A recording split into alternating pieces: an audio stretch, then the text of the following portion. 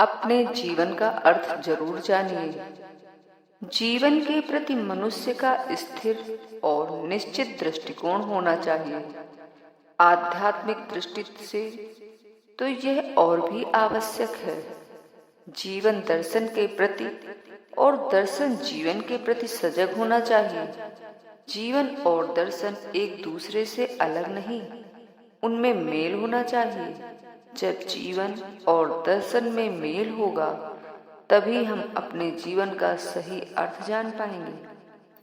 जीवन भी सबके पास है और दर्शन भी। संसार में ऐसा कोई व्यक्ति नहीं जिसके पास जीवन हो और दर्शन न हो, परंतु जीवन और दर्शन में मेल होना चाहिए। यदि दर्शन जीवन होता तो दोनों मिलकर एक प्राण बन जाते, सरल भी और गूढ़ भी। प्रश्न है, जीवन क्या है, दर्शन क्या है? यह सरल भी है और गूढ़ भी। सभी लोग कहते हैं सुनकर काम करो, देखकर चलो। देखने का सब जगह महत्व है। यदि जीवन न होता तो शायद देखने की आवश्यकता न होती। बंद आंखों से देखना, आदमी जीता है, वही जीवन है।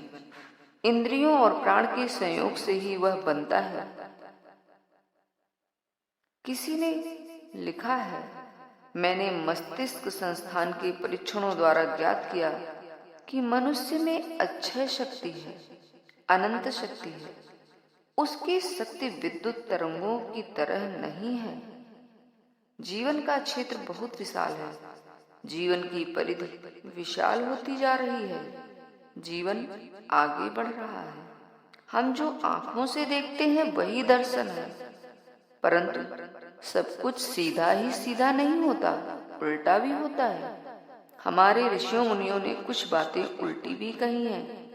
उन्होंने कहा, हम जो देखते हैं वो दर्शन नहीं, हाँ वह देखना है, देखना नहीं है।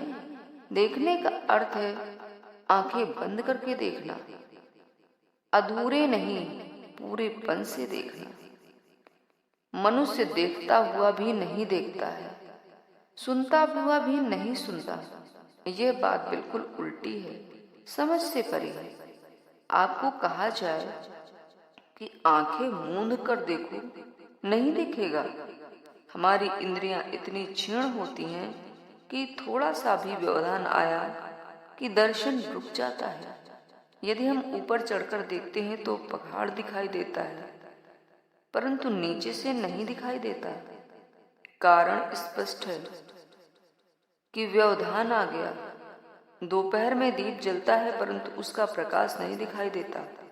अनंत परमाणु चक्कर लगा रहे हैं पर दिखाई नहीं देते।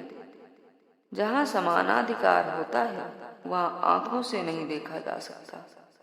मन में सरसों का एक बीज यदि डाल दिया जाए तो वह होते हुए भी दिखाई नहीं देता। इसलिए हमारे ऋषियों मुनियों और दार्शनिकों ने कहा है, आपका देखना अधूरा है। सजगता के साथ देखना। एक सड़क पर हमारे सामने है, यदि हम उसे दूर से देखते हैं तो वह केवल पतली सी काली रेखा के समान ही दिखाई देती है। यह दर्शन है ही नहीं। यह सही है कि दर्शन का अर्थ होता है देखना, परंतु जहां आंखें मूंद कर देखा जाए। दर्शन का अर्थ है साक्षात। जो मन एकाग्र करके देखने का प्रयास करते हैं वही सही देखना है। जहां दूरी देखने में बाधक नहीं बनती वही देखना है। भगवान महावीर ने कहा है, जो मनुष्य क्रोध, मान, माया और लोभ पर विजय प्राप्त कर लेता है वह परमात्मा को प्राप्त कर लेता है। स्वयं में केंद्रित होना ही दर्शन। जब हम अपने आप में देखते हैं तब दर्शन पूर्ण हो जाता है। जहाँ चित्त को अपने आप में केंद्रित किया जाता है वही दर्शन है।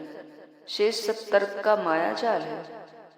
यह सरल तो है परंतु इसे पाने में कठिनाई होती है, पर जिन्होंने थोड़ा प्रयत्न किया उन्हें मिला भी अवश्य। लोग दर्शन को भूल भुलैया मानकर चलते हैं, परंतु ऐसी बात नहीं।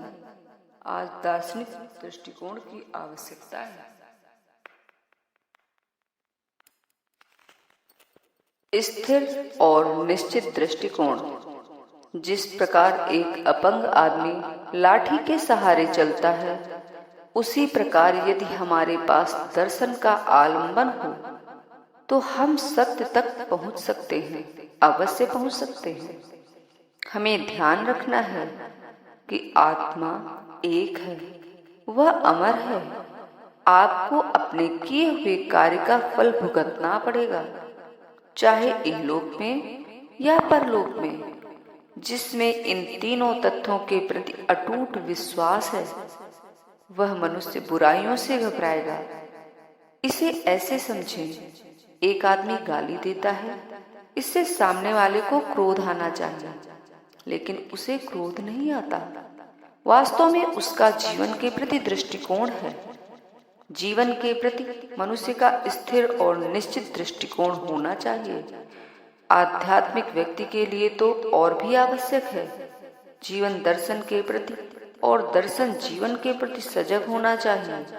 हमें सजगता के साथ समझने तथा देखने का प्रयत्न करना चाहिए और हमें अपने जीवन का अर्थ जरूर जानना चाहिए। धन्यवाद।